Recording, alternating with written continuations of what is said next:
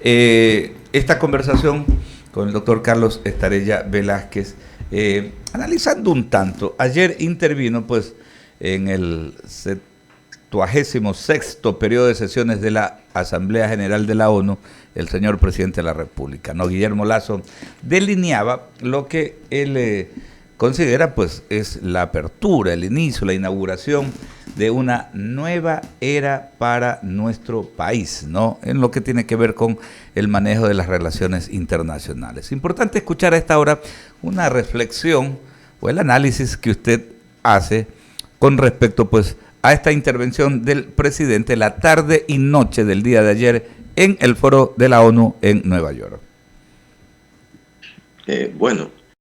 Positivo.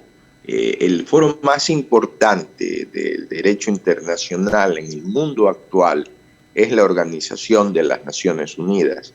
Entonces, el hecho de que el presidente del Ecuador esté en ese foro y pueda, señalar sus ideas con relación al mundo actual, donde el mundo actual de hecho está muy complicado, es fundamental. Yo considero que la presencia del presidente Lasso en las Naciones Unidas, como de su canciller, el embajador Montalvo, ha sido positiva y demuestra una nueva política exterior del Ecuador, una política exterior organizada, una política exterior que tiene, fines concretos y que en este caso es una política de diálogo directo en la cual el presidente y su canciller están actuando desde mi punto de vista de modo positivo en beneficio del Ecuador. Ahora, en el contenido en sí, ¿no? de las temáticas y tal vez traer también a colación la intervención porque fue prácticamente en paralelo en este periplo, en esta vida internacional del presidente. Primero estuvo el sábado pues en Ciudad de México participando de la sexta cumbre de la CELAC. Le encuentra características a la intervención y digo esto en el hecho de dejar bien definida lo que es la posición del Ecuador frente a los temas regionales en el marco de la reunión con la CELAC, dejando bien puntualizados pero sin entrar en enfrentamientos ideológicos con otros mandatarios. Tal vez tiene algún paralelo con la intervención ayer en la ONU que de alguna forma también volvió a dejar sentada la posición de nuestro país bastante clara en temas que de repente para otros líderes ha sido medio complicado porque cada quien le ha dado su sesgo ideológico al tema. Parece que se porta bastante pragmático el presidente en el manejo de las relaciones internacionales. ¿Cuál es la posición del Ecuador en esta nueva era, doctor? Sí, es que un viaje presidencial se lo organiza con muchísimo tiempo de antelación. No es que el presidente se va de un día para otro y de repente aparece en un país. Es decir, que se tuvo que haber programado con mucho tiempo la reunión de la CELAC y después la reunión que iba a tener el presidente en la Asamblea de la Organización de las Naciones Unidas. El discurso, como usted bien lo señala, bastante coherente tanto en la CELAC como en las Naciones Unidas y fundamentalmente señalando el respeto que tiene el Ecuador al sistema democrático y obviamente dejando claro en ese respeto al sistema democrático que el Ecuador no está de acuerdo con los gobiernos de facto o que son productos de dictaduras y que tanto le han hecho daño a América Latina. Un ejemplo de ello es la CELAC. La CELAC no avanza más porque las diferentes ideologías están sobre el proceso de integración, lo que no debería ser. La integración debería estar sobre esas ideologías. En todo caso, yo veo positivo y coherente el discurso del presidente, veo un buen asesoramiento por parte de la Cancillería y esperamos y aspiramos que sigan en esa ruta. Ahora, marcaba mucho el señor presidente de la República en el mensaje en la ONU ayer, ¿no? Marcaba mucho esto, lo de la integración, a lo que usted hace referencia, ¿no? Como un mecanismo para poder paliar este problema migratorio que tenemos y que la verdad es que nos duele tremendamente, ¿no? Ver las imágenes de lo que ocurre en estos mismos momentos en la frontera México-Estados Unidos, ver cómo muchos ciudadanos centroamericanos, sudamericanos, compatriotas nuestros siguen arriesgando la vida de sus niños, ¿no? Por esto de querer cruzar. Y decía ayer en el que justamente los mecanismos para ir hacia esa integración que evite llegar a este tipo de situaciones. Realmente nuestro hemisferio y la humanidad toda tiene que fijarse mucho en este tema, de la misma forma como hay que ponerle mucha responsabilidad al tema del cambio climático. Doctor Carlos Estarellas. Pero claro, definitivamente yo estoy de acuerdo con lo que usted señala. Mire, el problema migratorio no es un problema de un solo Estado. Por lo tanto, hay que verlo en conjunto. Y yo iría más allá, no solo es un problema conjunto, es un problema común.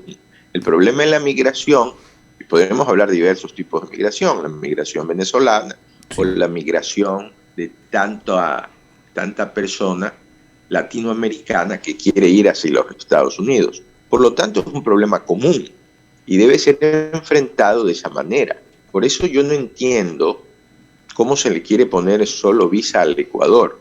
Nos pone visa a México, ahora nos pone visa a Guatemala, cuando no es un problema solo del Ecuador, es un problema de todos los estados latinoamericanos que de una u otra manera quieren ir por México o por Centroamérica y poder pasar las fronteras. Entonces ese problema debe ser tratado de una manera global, no de una manera solo para el Ecuador. Eso que ha señalado el presidente es fundamental. 7:48. Permítame que Henry Avelino tiene otras inquietudes para ahí y de ahí retomamos nuevamente, porque hay otros temitas que quería abordar. Conversando con el doctor Carlos Estarella Velázquez, analista y hombre de academia también, analista de temas internacionales de nuestro país. Henry. Así, muy querido en el país también, doctor. Qué gusto saludarlo, a un excelente día. ¿Cómo está? ¿Cómo está? Qué gusto, el gusto es para mí.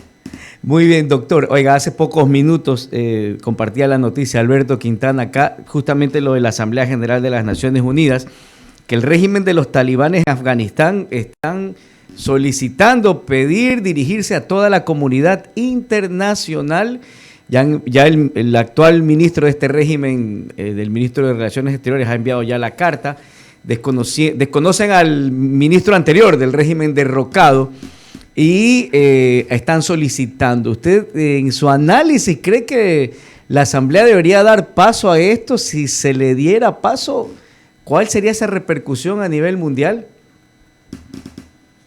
Bueno, se lo debe analizar desde varias aristas, pero de manera general yo diría que no, por el hecho de que primero el régimen talibán debe de respetar, digamos, puntos básicos como son el respeto, reitero, a los derechos humanos, entre otros. Yo no creo que las Naciones Unidas o en la Asamblea General le deba dar una voz a este régimen que además es fanático, quiere regresar al mundo, a la Edad Media.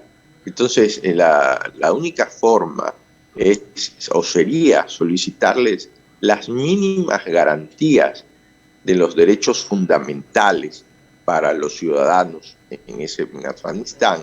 Y obviamente, una vez que se den esas mínimas garantías, se los podría oír, pero no creo que se lo debería oír por oír. Creo que eso, desde mi punto de vista, sería un error. Y podría haber tal vez otra vía, ¿no? A lo mejor, usted en su análisis internacional, que la Asamblea aproveche este pedido de acercamiento, como usted me dice, no darles la oportunidad de dirigirse, pero tal vez de que la comunidad internacional trate de alguna forma de entablar conversación con este régimen. Bueno, el diálogo siempre es positivo. Yo creo que lo más importante es poder dialogar. En ese diálogo siempre debe de haber resultados. Entonces yo creo que antes de que hable en un foro tan importante como es el foro de la Organización de las Naciones Unidas, debería haber un diálogo con las organizaciones internacionales y llegar a acuerdos mínimos, porque Afganistán necesita esos acuerdos mínimos y ahí sí darle la oportunidad de poder dialogar en la ONU, pero creo que antes deberían haber acuerdos mínimos y no darle el foro más importante de la civilización actual y que tiene como fundamento la paz mundial a un grupo que es fanático. ¿Cuál sería de esos acuerdos mínimos que usted plantea el más importante, doctor Carlos Estrellas? El más importante que se le debería dar prioridad a ese acuerdo. Bueno, yo creo que el más importante sería el respeto a los derechos fundamentales. Derechos fundamentales que por lo menos en el Ecuador o en los países civilizados son el derecho a la libertad, el derecho, digamos, a que no los persigan, el derecho a tener una religión determinada. Sí, derechos fundamentales de las personas, el respeto a las mujeres, el derecho a la educación, el acceso a la educación, una serie de derechos que son hoy considerados, y con eso hago una explicación más clara, derechos humanos de primera generación, porque los derechos humanos han avanzado. Hoy hablamos de derechos humanos de tercera generación. Entonces, por lo menos exigir que en Afganistán se respeten los derechos humanos de primera generación.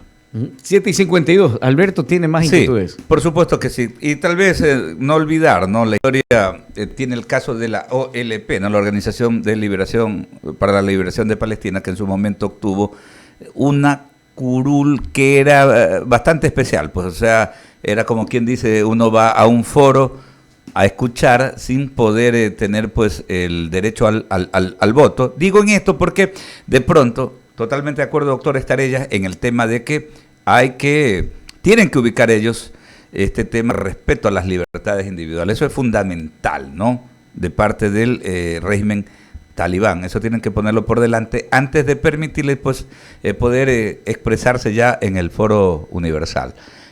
Pero también de pronto sería un error aislarlos y decir no le vamos a dar chance. Habría que buscar ese mecanismo. Lo otro que le quería consultar, doctor Carlos Estrella, era el tema de qué hacer yéndonos o metiéndonos en temas nacionales, pero de repercusiones mundiales o internacionales, hemisféricas más bien, el tema de la seguridad en nuestro país. Hay un ala de quienes están trabajando en los temas de seguridad, ¿no? En la inteligencia, en lo que tiene que ver con todo este manejo del gravísimo problema que tenemos por la arremetida de las organizaciones criminales internacionales que están operando en el país. Hay quienes siempre pues se acogen a esto de el tema de la soberanía de nuestra nación para evitar que se cristalicen acuerdos al menos regionales, para poder enfrentar, porque definitivamente, y esto lo han dicho muchos estrategas militares o gente especializada en seguridad, solo el Ecuador no puede enfrentar la arremetida del crimen transnacional organizado. ¿Cómo manejar este asunto desde la óptica de quienes pues precisamente hacen el análisis de los temas internacionales? Sí, muchas gracias, Alberto. Los problemas que tiene el Ecuador en este momento son muy graves en cuestiones de seguridad. Entre esos problemas tiene, por ejemplo, el narcotráfico. Ya el Ecuador no solo es país de paso, hay narcotráfico en el país. Y en algún momento, recuerdo que el doctor Francisco Huerta llegó a hablar de que podría existir en el Ecuador hasta una narcocracia. Entonces eso es terrible. El Ecuador solo no puede, porque además el narcotráfico es un delito internacional. Por lo tanto, necesita de la ayuda de todos los estados para poder atacar este delito. Los estados solos no han podido con el narcotráfico. No lo pudo Colombia, no lo puede México. Y la única manera es la colaboración internacional. Y esa colaboración internacional se da a través de acuerdos, a través de tratados, que son acuerdos de voluntades que producen efectos jurídicos. Entonces, lo que debe el Ecuador es llegar a acuerdos con otros estados para atacar la delincuencia internacional, el narcotráfico, porque en este momento la situación del Ecuador es realmente complicada en materia de seguridad. El Ecuador solo no lo va a poder hacer, necesita esos acuerdos, necesita esa cooperación internacional y yo aspiro que el gobierno ecuatoriano la solicite lo más rápido posible, porque ya el Ecuador dejó de ser, lamentablemente, esa isla de paz que nosotros conocíamos y que siempre orgullosamente lo decíamos. El Ecuador es una isla de paz. El Ecuador dejó de serlo por los malos gobiernos, esa isla de paz, y hoy estamos con problemas muy graves. Sí, definitivamente. Yo creo que no, mientras hablamos y manejamos el tema integracionista, podemos paralelamente ir hablando de estas alianzas para manejar el tema de seguridad. Doctor Carlos Estrella Velázquez, queremos agradecerle por estos minutos, por estas reflexiones sobre estos temas de gran actualidad internacional. Muchísimas gracias. Muy amable, gracias a usted.